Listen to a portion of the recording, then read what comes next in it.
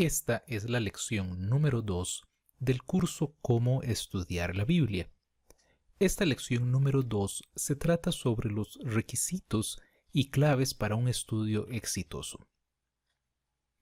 Como siempre, esperamos que este estudio sea de gran bendición para usted y que no sea solamente un ejercicio intelectual, sino que también a través del estudio de la palabra podamos ser cambiados cada uno de nosotros y así cumplir el propósito del Señor para nuestras vidas. Los materiales de este curso sobre cómo estudiar la Biblia se encuentran en un link en la descripción de este video. Ahí usted podrá descargar tanto un documento de Word que es el curso completo como el PowerPoint de esta segunda lección. Asimismo, algunas recomendaciones son las siguientes. Ese archivo de Word puede imprimirlo y puede ir llenándolo conforme vamos viendo el video. Ponga pausa entonces después de cada pregunta para que usted tenga tiempo para escribir y trate primero de decir usted la respuesta y luego la compara con la que damos en el video. Escriba entonces todas las respuestas en el folleto y así puede ir evaluando su aprendizaje. Busque usted mismo los versículos que damos, anótelos, subráyelos en su Biblia y trate de memorizarlos. Eso es algo bastante valioso y de provecho para el curso. Vamos entonces al tema. Decimos que la Biblia no es un libro común, no es como todos los demás libros que existen. O sea que no se lee y se estudia como cualquier otro libro. Y no todo mundo puede comprenderlo plenamente. Esto tal vez sonará un poco extraño, o tal vez suene como un poco exclusivista. Sin embargo, ahora vamos a explicar por qué es que no todo mundo puede comprender la Biblia plenamente. Esto es en el sentido de que además de las técnicas y los métodos apropiados, hay algunos requisitos para la persona misma que está efectuando el estudio de la Biblia. George Whitefield dijo que estudia para conocer a Cristo más y más, porque mientras más lo conozcas, más lo amarás. Ese es uno de los propósitos fundamentales de estudiar la Biblia, no obtener un crecimiento o un conocimiento intelectual. La idea no es simplemente saber por saber, como podría uno leer algún otro libro, sino que aquí lo que queremos es conocer cada vez más al Señor, amarlo cada vez más. Entonces vamos a ver algunos de estos requisitos que tenemos para poder efectuar un estudio exitoso. El primero está relacionado con que necesitamos ser espirituales. ¿Qué significa ser espirituales? Esto no está relacionado con que tenemos que ser como una especie de monje o tenemos que ser un sacerdote, un pastor. Vamos a ver a qué se refiere esto. Vamos a leer Juan 6:63 y vamos a anotar qué es lo que dice Jesús sobre la palabra de Dios, que son las palabras que Él mismo nos ha dado. Juan 6:63 dice así: el Espíritu es el que da vida, la carne para nada aprovecha. Las palabras que yo os he hablado son espíritu y son vida. Entonces aquí nos está hablando de que es el Espíritu el que da vida y dice que las palabras que Él nos ha dado son espíritu y son vida, ¿verdad? Entonces tenemos claro aquí que la palabra de Dios no es simple letra que podríamos tener nosotros como en cualquier otro libro, sino que estas palabras, o sea, la Biblia, la Escritura, es espíritu y es vida. Esto tenemos que tenerlo presente y recordarlo. Ahora veamos Juan 4:24. Jesús habla de un requisito para los que adoran a Dios. ¿Qué dice Juan 4:24? Dice: Dios es espíritu, y los que le adoran en espíritu y en verdad es necesario que le adoren. Establece aquí entonces dos características que hemos marcado en rojo. Entonces el requisito para los que adoran a Dios es que deben hacerlo en espíritu y en verdad. Anteriormente dijimos entonces que la palabra de Dios era espíritu y que tenemos que, para adorar a Dios, dice Juan 4:24, tenemos que hacerlo en forma espiritual, tenemos que hacerlo en el espíritu. Así entonces vamos ahora a Juan 3:6. Nos dice: lo que es nacido de la carne, carne es, y lo que es nacido del espíritu, espíritu es. Entonces así veamos que cada versículo, primero vimos entonces que la palabra es espíritu, que para alabar a Dios tenemos que hacerlo en el espíritu. ¿Y qué es lo que se refiere aquí con el espíritu? Bueno, es lo que es nacido del espíritu. Notemos que aquí aparece la palabra espíritu dos veces, una con mayúscula y la otra con minúscula. Esta espíritu con mayúscula entonces se refiere al Espíritu Santo. Así que entonces que lo que es nacido del Espíritu Santo, espíritu es. En este caso ese segundo espíritu en minúscula se refiere a ser espiritual. Si somos nacidos de Dios, somos nacidos de su Santo Espíritu, entonces podemos ser espirituales. Entonces, ¿qué se requiere como primer paso para poder ser espiritual? En este caso, ese segundo espíritu lo entendemos como ser espiritual, así que entonces lo que se requiere es haber nacido de nuevo, o sea, haber nacido del espíritu, tal como lo dijo Jesús. Así que el primer requisito para poder entonces tener una adecuada comprensión de la palabra es que tenemos nosotros que ser nacidos de nuevo para poder contar entonces con el Espíritu del Señor. Dice, con base en la pregunta anterior, conteste. Cuando una persona cree en el Señor Jesucristo y le entrega su vida, decimos que ha nacido de nuevo. Por tanto, esta persona ha sido regenerada. Decimos que es nueva criatura, por eso es que decimos que ha sido regenerada y ahora posee al Espíritu Santo en su vida. Veamos lo que dice Job 11:7. Nos dice, ¿descubrirás tú los secretos de Dios? ¿Llegarás tú a la perfección del Todopoderoso? Aquí en el libro de Job se hacen dos preguntas retóricas relacionadas con que el ser humano no puede descubrir los secretos de Dios ni puede llegar a ser perfecto como Dios. Pero entonces centrémonos en esa primera parte. Nosotros no podemos descubrir los secretos de Dios. Nosotros no podemos llegar a conocer a Dios por nosotros mismos, a no ser que obviamente Él nos lo revele. Entonces dice la pregunta, ¿puede una persona solamente mediante la investigación y el estudio, sin el poder del Espíritu Santo en su vida, descubrir los secretos de Dios? Y la respuesta sería que no, que tal como lo indica Job 11:7, una persona no puede entonces conocer todo lo que es Dios y conocer todos sus secretos y todo lo que Él es. El único modo es que sea el mismo Dios el que nos lo revele. Entonces por eso es que decimos que no todo mundo puede tener un adecuado entendimiento de la palabra de Dios, porque necesita entonces tener al Espíritu Santo. O sea, realmente esto no es una cuestión de ser exclusivista o de ser elitista, ¿verdad? Que solamente algunos son los que pueden tener acceso a la palabra de Dios. Lo que estamos diciendo es que, bueno, cualquiera que posea el Espíritu Santo en su vida podría entonces descubrir los secretos de Dios porque el mismo Espíritu se los va a revelar. De los versículos anteriores llegamos a la conclusión de que la palabra de Dios es, habíamos dicho espíritu, con minúscula, y que para poder comprenderla debemos ser entonces espirituales.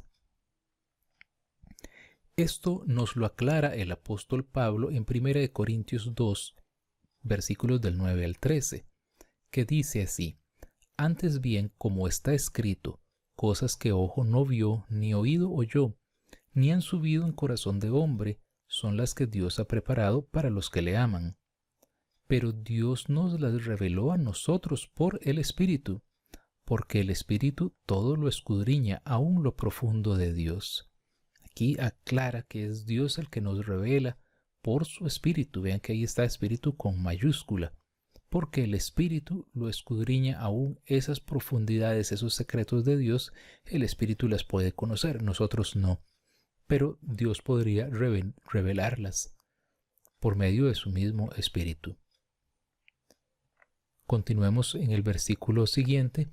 Dice, porque ¿quién de los hombres sabe las cosas del hombre, sino el Espíritu del hombre que está en él? Así tampoco nadie conoció las cosas de Dios, sino el Espíritu de Dios. Las cosas de Dios solo Dios mismo las conoce, solo su Espíritu las conoce.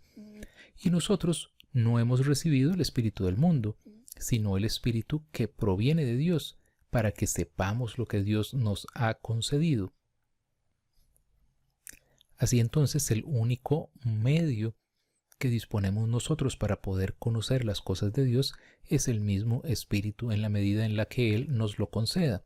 Dice, lo cual también hablamos, no con palabras enseñadas por sabiduría humana, sino con aquellas que enseña el Espíritu, acomodando lo espiritual a lo espiritual.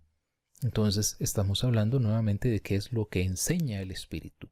El Espíritu es el que nos va a enseñar las cosas de manera espiritual. Así es que no va a ser con nuestro intelecto. No quiere decir eso que no podamos usar nuestro razonamiento. El Señor también nos dio nuestro razonamiento, nuestra mente, pero que son cosas que se van a acomodar a lo espiritual y van a ser reveladas por el mismo Espíritu de Dios. De otra manera no las vamos a comprender. Para nosotros serían cosas sin sentido, podrían ser cosas locura, como la misma palabra de Dios lo dice. Complete las frases. Pero Dios nos las reveló a nosotros por el Espíritu. Nos las revela por medio del Espíritu con mayúscula, o sea, el Espíritu Santo. Porque el Espíritu, nuevamente, el Espíritu Santo es el que todo lo escudriña, aún lo profundo de Dios. Porque ¿quién de los hombres sabe las cosas del hombre sino el Espíritu del hombre que está en él? Así tampoco nadie conoció las cosas de Dios sino el Espíritu de Dios. Y nosotros no hemos recibido el Espíritu del mundo, sino el Espíritu que proviene de Dios. Espíritu, veamos aquí con mayúscula, el Espíritu de Dios mora en nosotros, para que sepamos lo que Dios nos ha concedido. Lo cual también hablamos, no con palabras enseñadas por sabiduría humana, sino con las cosas que enseña el Espíritu. Nuevamente el Espíritu Santo, acomodando lo espiritual a lo espiritual. Dice esta imagen, pero Dios nos las reveló a nosotros por el Espíritu, porque el Espíritu todo lo escudriña aún lo profundo de Dios. 1 Corintios 2:10. ¿Por qué el hombre natural, así llamamos normalmente al no creyente, la persona que entonces no posee el Espíritu de Dios, no ha creído en Jesucristo, no lo ha aceptado como su Señor y Salvador? Ese sería el hombre natural, porque no puede entender la Escritura, o sea, no puede entender las cosas que son del Espíritu de Dios. Según 1 Corintios 2:14, dice, pero el hombre natural no percibe las cosas que son del Espíritu de Dios, porque para él son locura y no las puede entender, porque se han de discernir espiritualmente. Así entonces tendríamos que para el hombre natural todas estas cosas son locura. No las puede entender, no las puede discernir de manera espiritual, lo haría meramente con su intelecto, lo cual no le permitiría conocer a plenitud lo que la palabra de Dios le está diciendo. Para un incrédulo, leer la Biblia es un acertijo, un sinsentido, una locura, una pérdida de tiempo. Es sólo cuando Dios te abre los ojos espirituales que comprendes que sus palabras son más importantes que respirar. Esto está basado en 1 Corintios 1:18, el Salmo 119:105 y 2 de Timoteo 3:16-17. Si además de leer 1 Corintios 2:14, también leemos 1 Corintios 3:1, nos dice 1 Corintios 3:1, de manera que yo, hermanos, no pude hablaros como a espirituales, sino como a carnales, como a niños en Cristo. Entonces dice que encontramos que hay tres tipos de personas, que son el hombre, los no creyentes, esto sería el hombre natural. Además, segundo, dice los creyentes, dice que, según 1 Corintios 3:3, que andan en celos, en contiendas, en disensiones.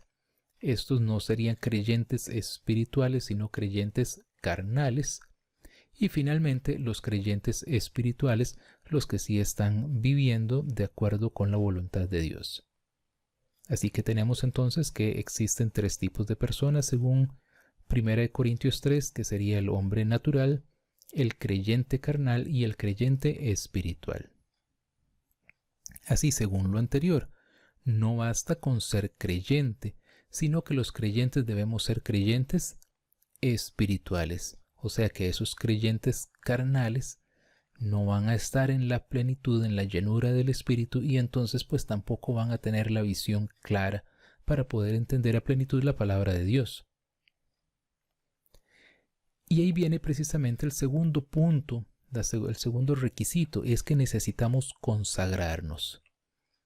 La palabra de Dios es luz, eso nos dice el Salmo 119, 105, pero no todos los creyentes recibimos la misma cantidad de luz. Esto va a depender de nuestro ojo.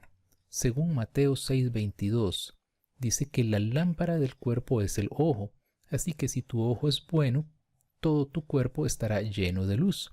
Entonces la lámpara del cuerpo es el ojo. Ahora continúa Mateo 6:22 y 23. Dice, la lámpara del cuerpo es el ojo, así que si tu ojo es bueno, todo tu cuerpo estará lleno de luz. Pero si tu ojo es maligno, todo tu cuerpo estará en tinieblas. Así que si la luz que hay en ti es tinieblas, ¿cuántas no serán las mismas tinieblas? La pregunta entonces es, si el ojo de una persona es bueno, entonces todo su cuerpo estará lleno de... Pero si su ojo es malo, está en... Y la primera respuesta sería que está lleno de luz. Si su ojo es bueno, pero si su ojo es malo, está en tinieblas. Así que veamos que aquí la diferencia no la hace la luz es la misma, la diferencia la hace la persona. ¿Verdad? Entonces, ¿cómo es la persona? Bueno, ¿qué es lo que marca entonces si el ojo de una persona es bueno que si es malo? Esto es un asunto metafórico, ¿verdad? No se refiere al ojo en forma física. Dice, podemos observar entonces que el problema no es la luz, sino que depende de si nuestro ojo es bueno o es malo. Entonces, un primer paso de nuestra consagración está explicado en Mateo 6:24. Dice lo siguiente, ninguno puede servir a dos señores, porque o aborrecerá al uno y amará al otro, o estimará al uno y menospreciará al otro. No podéis servir a Dios y a las riquezas. Así que entonces no se puede servir a dos señores. O estamos sirviendo al Señor o estamos sirviendo a nosotros mismos o a algún otro, pero no es posible servir a dos simultáneamente. Entonces, ¿qué podemos concluir de Mateo 6:24 con respecto a nuestra motivación a la hora de estudiar la Biblia? ¿Verdad? Entonces tenemos que tener claro que nuestra motivación debe ser servir a Dios, porque no podemos servir a dos señores, así es que entonces tenemos que tener a Dios como único Señor de nuestra vida. Ahora complementemos esto con Juan 7:16 y 17. Podemos obtener entonces un segundo aspecto de nuestra consagración a Dios. Jesús les respondió y dijo, mi doctrina no es mía, sino de aquel que me envió. El que quiera hacer la voluntad de Dios, conocerá si la doctrina es de Dios, o si yo hablo por mi propia cuenta. Entonces en este versículo Jesús habla de hacer la voluntad de Dios. Ese es el segundo aspecto clave de nuestra consagración a Dios, y es entonces querer hacer su voluntad. Si alguien no tiene la intención de obedecer a quién, a Dios, ¿verdad? Y desea conocer las enseñanzas de Dios, está pidiendo entonces algo que es una contradicción. Querer entonces no querer obedecer a Dios, pero sí conocer sus enseñanzas. Así que entonces alguien que quiera conocer las enseñanzas de Dios tiene que ser alguien que tenga la intención de obedecerlo, por lo tanto tenerlo como Señor y querer hacer su voluntad. Vemos que todo esto está relacionado con nuestra actitud a la hora de estudiar la palabra de Dios y de vivir nuestra vida cristiana. Y esto no se logra de un día para otro. La Biblia misma lo compara con alimento sólido, según Hebreos 5:14. Pero el alimento sólido es para los que han alcanzado madurez, para los que por el uso tienen los sentidos ejercitados en el discernimiento del bien y del mal. Entonces aquí habla de dos palabras claves, la madurez y el ejercicio. Así que entonces el alimento sólido es para los que han alcanzado madurez y que se han ejercitado en el discernimiento del bien y del mal. Si no confías y permites que la Biblia rete y corrija tu manera de pensar, ¿cómo esperas poder tener una relación personal con Dios? Es una frase que nos hace reflexionar. El escritor cristiano Watchman Nee, que vivió de 1903 a 1972, nos da algunos consejos a la hora de estudiar la palabra de Dios. Primero que todo, no ser subjetivos, sino objetivos. Ser objetivo significa actuar con independencia de nuestra propia manera de sentir o pensar. Esto es dejar de lado nuestras propias opiniones y sentimientos. Si una persona ya tiene unas ideas predefinidas y está buscando la Biblia para apoyar sus ideas, esa persona realmente no está estudiando la Biblia tal cual. Así que entonces no tiene sentido, esa persona estaría siendo subjetiva. La idea es ser objetivo, dejar que sea la palabra la que nos muestre, la Biblia la que nos muestre, y dejar que sea el texto el que exprese el mensaje y no al revés, que sea nuestra experiencia, que sean nuestros deseos los que acomoden el significado. El segundo punto es ser muy cuidadosos. Dice Watchman Nee que la Biblia es un libro muy exacto, por eso no podemos ser descuidados. Veamos como en unos textos anteriores diferenciábamos entre la palabra espíritu con mayúscula y la palabra espíritu con minúscula. Detalles como esos pueden ser muy relevantes, entre muchos otros. Luego nos recomienda no buscar rarezas en la escritura, porque eso le quita el valor espiritual a la palabra de Dios. Por ejemplo, mucha gente busca textos de la Biblia que pueden ser un poco controversiales. Buscar, por ejemplo, en Génesis 6 qué significan los gigantes y qué significan los hijos de Dios, y empezar a buscar y establecer conjeturas de un montón de cosas, básicamente por satisfacer la curiosidad, o empezar a estudiar las profecías acerca del fin de los tiempos por una cuestión de curiosidad. Eso le quita valor espiritual a la palabra de Dios. Luego, buscar el propósito del Espíritu Santo en cada pasaje. ¿Qué quiso Dios decir a través del escritor bíblico? Ese es el propósito fundamental. ¿Qué quiso decir Dios? Y luego ser sensibles a la impresión que nos deja cada pasaje de la Biblia. Cada vez que leemos un pasaje de la Biblia, hay lo que Watchman Nee llama una impresión, o sea, hay un impacto. Hay un mensaje principal que Él nos está dejando, y eso tenemos que ser sensibles, porque ahí está precisamente la voz de Dios diciéndonos qué es lo que Él quiere de nosotros, y eso nos lo va a decir a cada uno de nosotros. Así que entonces es importante tener esa sensibilidad. Versículo para memorizar de esta lección, 1 Corintios 2:10. Dice, pero Dios nos las reveló a nosotros por el Espíritu, porque el Espíritu todo lo escudriña, aún lo profundo de Dios. Muchas gracias por su tiempo, espero que esta lección sea de mucho provecho y para su crecimiento espiritual. Bendiciones.